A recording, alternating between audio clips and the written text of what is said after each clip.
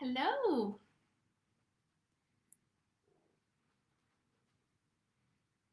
Hello, hello. How is everybody doing?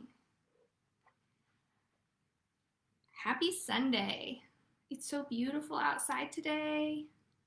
I'm just making sure that I'm connected with you guys, and then we can get started. Hello, Heather. Okay. What is everybody doing today? I'm looking. Hi, Patty. Hi, Katie. Hi, Lori. Lots of people. I'm going to pull some cards for you guys today. But if you have any questions, related to metaphysics or anything that I do or anything that you've got going on, post them in the comments, and I will do my best to get to them. So I am shuffling cards for you right now, and I will have you just got off work at the animal clinic. Kendra, look who's visiting me. Look at this guy. He won't leave my side today. This is Salem. Hi, Salem. He's making his debut. He's sitting in a chair right next to me. That's my baby boy. And he's ornery. And so sweet. So yeah, that's awesome. I have a show coming up in Springfield, Illinois, and I donated some tickets to that show to the animal shelter in Springfield, Illinois. So I like animals. I like them a lot. I would have a dog if I was home more, but unfortunately, I'm not home enough. I kind of adopted my boyfriend's dog. She's a doll. So we share custody of her. All right, so I am going to show you guys a couple of cards, 3 cards here in a minute, and I will have you guys pick which number, card 1, card 2, or card 3, and I want you to have a question in mind when you are picking these cards, okay? I'm not going to do it just yet, though. I want to make sure that you, Dorothy Toller, you are feeding baby goats. That is awesome. I want to make sure that you guys are aware of 2 events that I have getting ready to come up. One is in Columbia, Missouri on June 11th, and the other one is Monroe City at the end of the month on the 25th. So Monroe City, both of these, I rarely ever do events where alcohol is involved or there. So that's kind of cool. I have one in Kirksville as well, but that one is sold out. But yeah, so the Blue Note and Monroe City, Missouri at Maddie's, which is a super cool, beautiful, laid-back bar, and it has a gorgeous area in the back where we will be doing the mediumship demonstration. And the Blue Note, I don't get to come there often enough, but we do have a show coming up on the 11th, and I'm hoping that as many of you will come out as possible because I really love the Blue Note. Okay, so let's get started. I am going to shuffle my cards. I don't know how many of you read tarot out there, but if you do, I'm a big believer in knocking the cards over an open surface. So don't knock that energy onto the table that you're getting ready to use to read. You want to knock it on an open surface, right? And in this situation, a card just flew right out. So we don't even need to do much there. So I am pulling. Same thing happened here. All right. I am using the Fairy deck and the Angel deck, both from Radley Valentine. You can purchase those on Hay House. I also have them for sale in my office. And I'm using a deck that is no longer in, it is no longer running. It's probably one of my favorite decks, and it's not something that I use often enough. But it's this Victorian Angel deck. And yeah, it's no longer in print. So that's kind of cool, getting a little vintage reading there.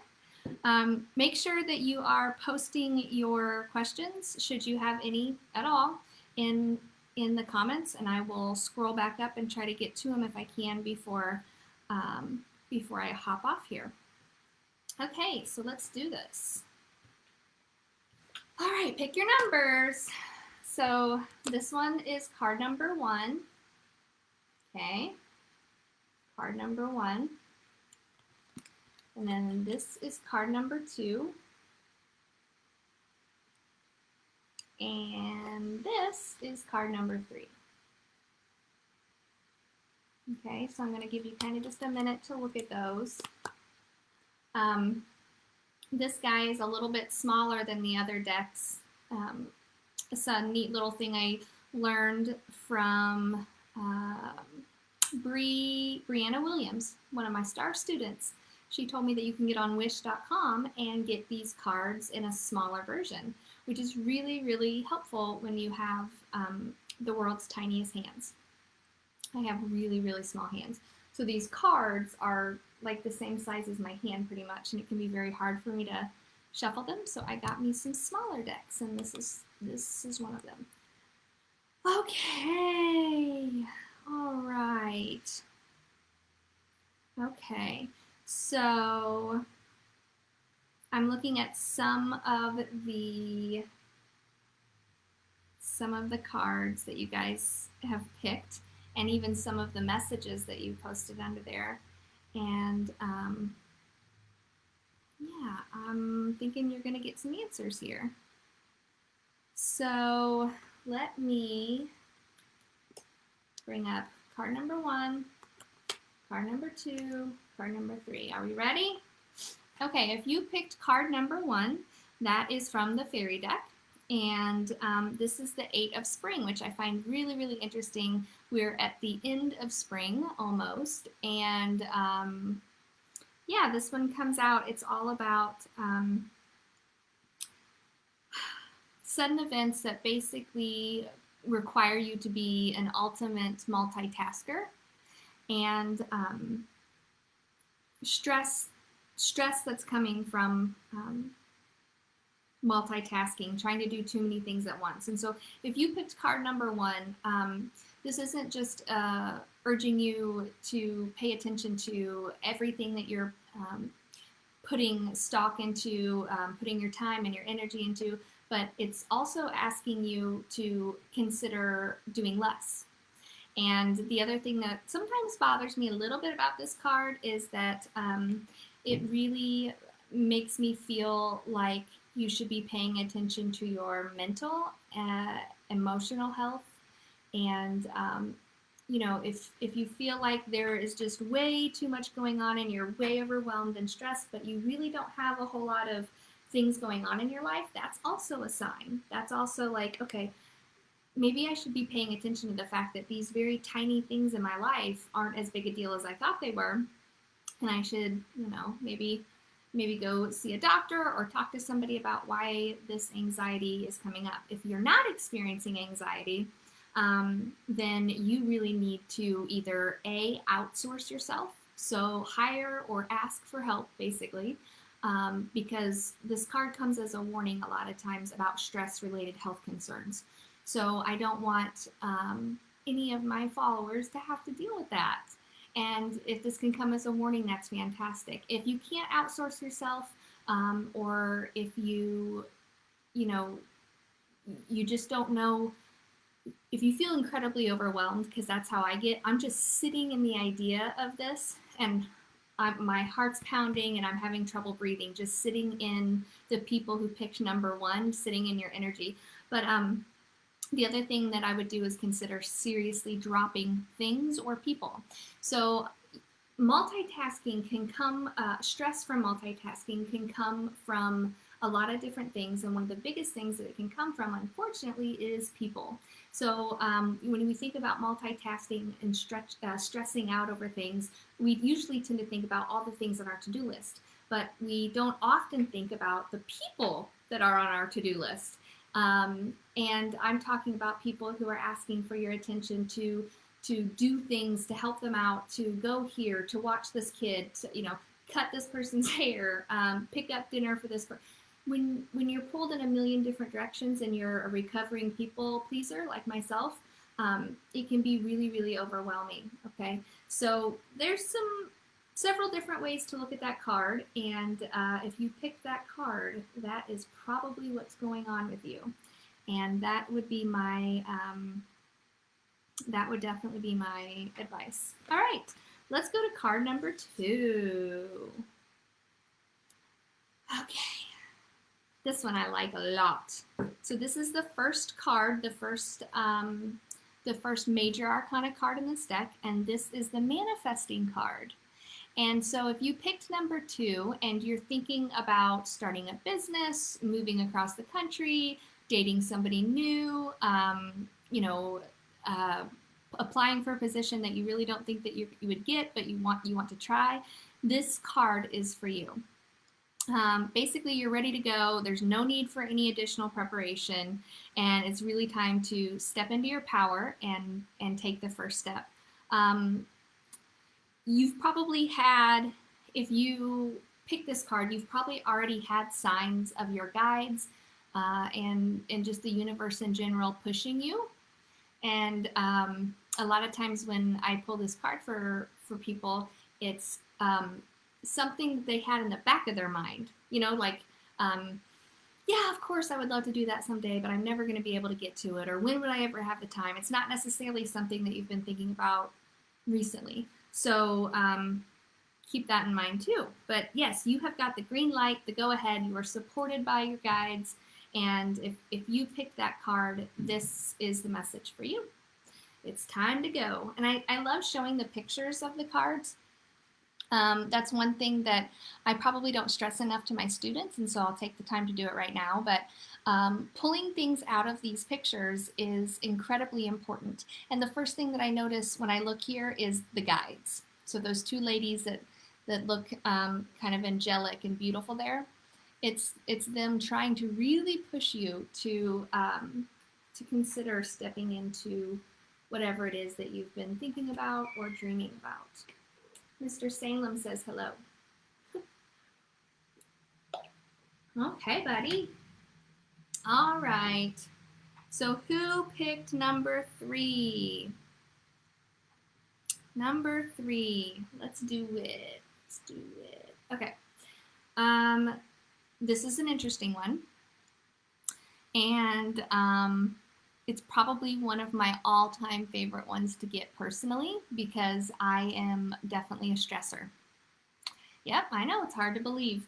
Meditating every day and, being connected to spirit, and I get stressed. Totally happens though.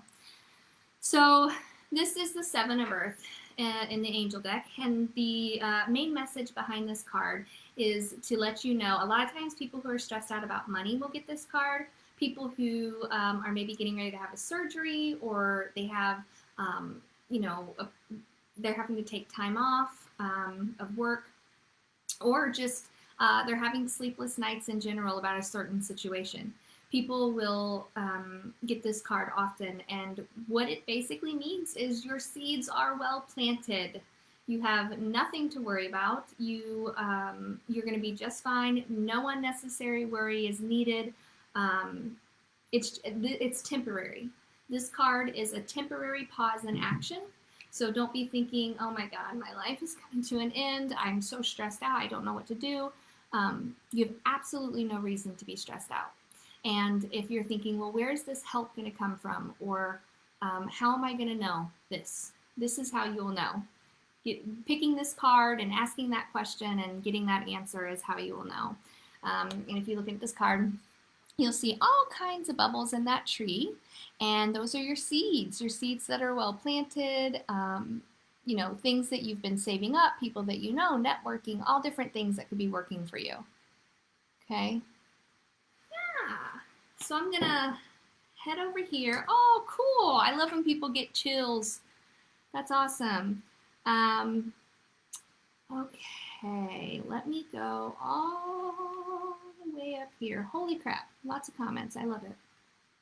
Christina Miller, I am worried about my son. Okay.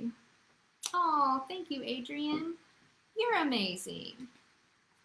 I am going to pull a card briefly for your son, Christina. I have no idea what's going on, and I don't even think I know you, but if I've read you and I forgot, I'm sorry. But let's just see what we got going on. Okay, I love this card for him. Okay, so Christina, this is for your son, the one that you're a little bit worried about. He got the have the courage card, basically don't give up, and I feel like this is for both of you, okay? I feel like this is for you and for him. Don't give up and protect everything that you've created, and essentially you created your son. So the other thing that I want you to do is, I'm feeling like I need to tell you to have the courage to take whatever step you need to take next for your son. So maybe you're feeling like, I don't want to do this. I don't want to put my foot down, or I don't want to do whatever it is that I have to do as a consequence or a step, or to even help him out financially. I don't know. I don't know exactly what's going on, but what I do know is that your guides are asking you to have the courage to take the next step and to not give up on him, which I know as a mother you would never give up on your son, but I know that there are times, depending on their age and what they're going through, where you feel like you need to step back and take a break and allow them to do it on their own. Well, this is your sign to step back into it. Help him out, okay? Help him out. Okay. So,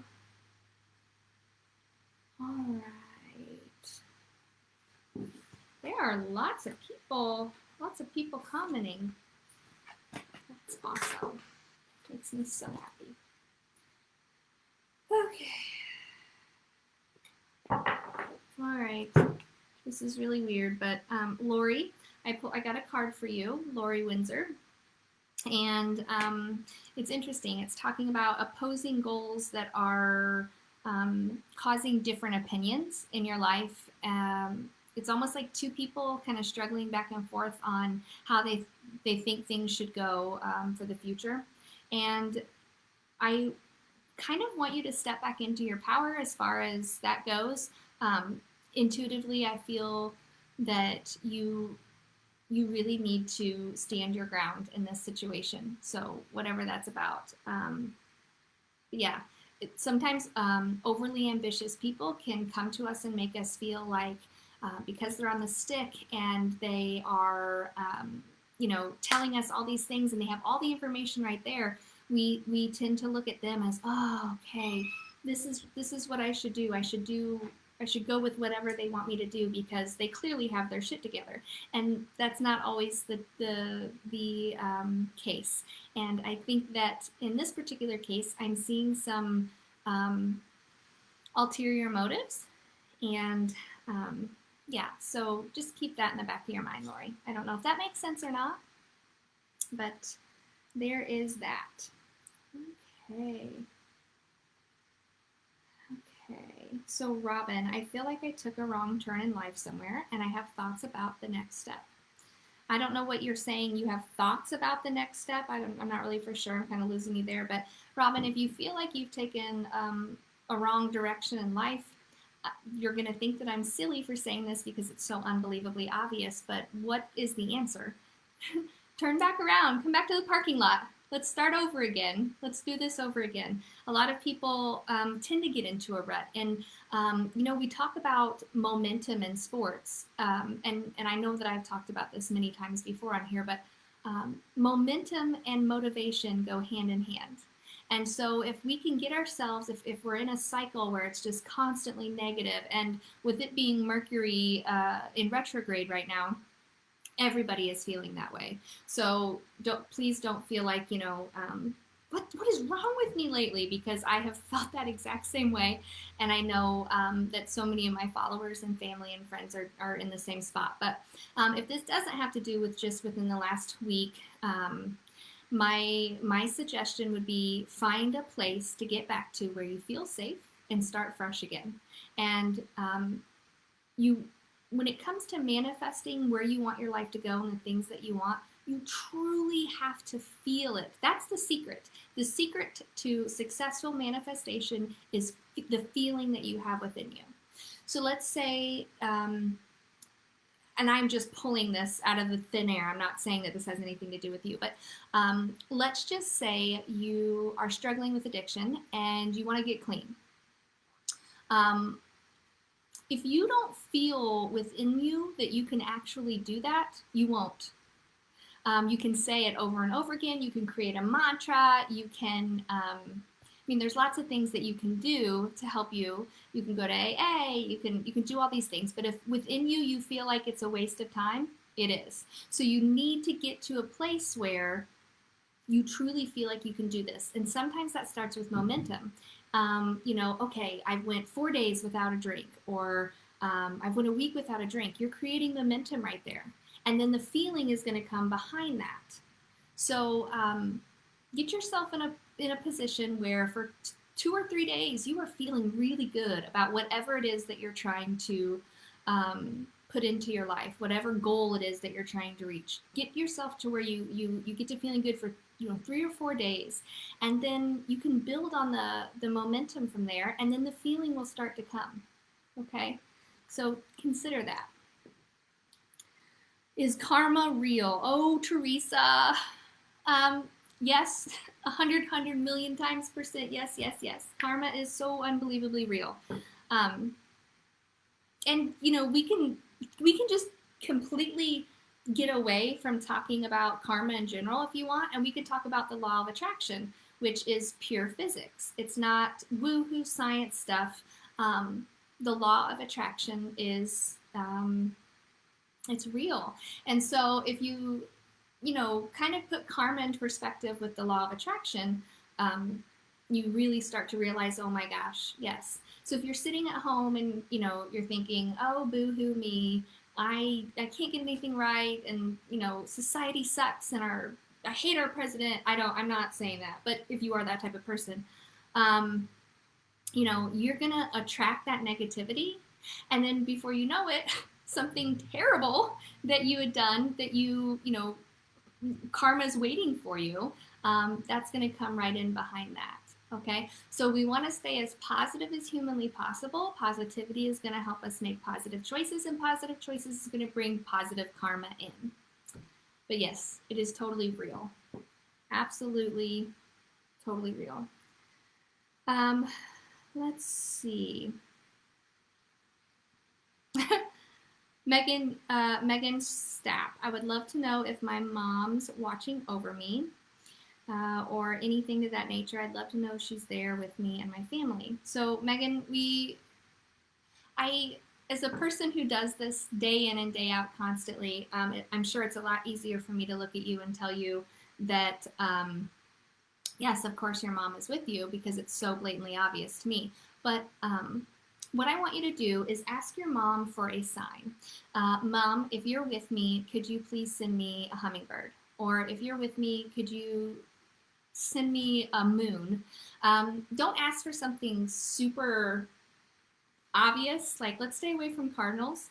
But yeah, ask for something, ask for a sign, and then when you receive it, acknowledge it. It's very important that you acknowledge it, because when we don't acknowledge it, we're basically telling them we don't get it, we don't speak your language. But when you acknowledge it, they'll continue to work with you, okay? So definitely ask for a symbol or a sign of some kind from spirit and from your mother, and see if you get it. And don't be like I was in the beginning, where I was like, I need a signy or sign.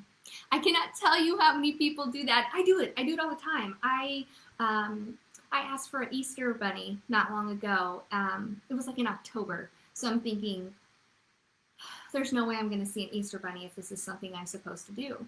And one of my children brought me a little bunny, a little stuffed animal bunny. And I had never even seen this bunny before. But because there was no Easter bow or Easter anything, I did the whole I need a signy or sign. Don't do that. Okay? Because your guides are working really, really hard, and sometimes enough's enough. I mean, sometimes you just have to realize, okay, that's what that is. That was good enough. But yes, ask her for a sign. All right.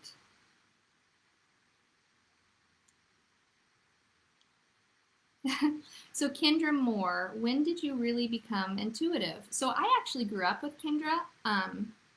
We went to the same school for quite a while, and we were really good childhood friends. Of course, we lost touch when I believe she moved, or I don't know, was older than me or graduated. I don't remember what happened there, Kendra, but she asked when did I realize that I was intuitive? And you know, I think that everybody on the planet is intuitive. That's why my psychic class is called Everyone is Psychic. Um, but just like there are really good singers, or in your case, Kendra, people with a badass body, it's kind of comes, it takes a lot of work to get good, but the motivation to want to work out and the motivation to want to do what you do comes pretty natural. That's how it was for me. It was just so natural. Same thing with people who are amazing singers. They, maybe didn't take a class in their life to sing, and they just came out singing amazing. It's a natural born ability that everybody has the opportunity to use. And some of us end up being so naturally good at it that it's what we do, and that is how that happened with me. But as far as the age in which I realized I was intuitive, it's so hard for me to answer that because I have always felt something. I've always felt something different. And, when I would play with you and I would play with others, I just felt like I felt like a storm was always coming, or I felt like somebody was always getting ready to drive down the road, or somebody was always getting ready to come home, and I could always feel when that type of thing was happening, and it was kind of hard for me to make my next decision, make my next choice, and so just even playing together was hard because I was so incredibly in tune, but I didn't know it at that young of age when we were together. I had no idea. So I would say it became incredibly obvious to me around 20 that I had the ability and that I could do this. I didn't realize that I was a medium until after I had my second child. And oftentimes having a child for women will, for lack of better words, kind of open that portal or open that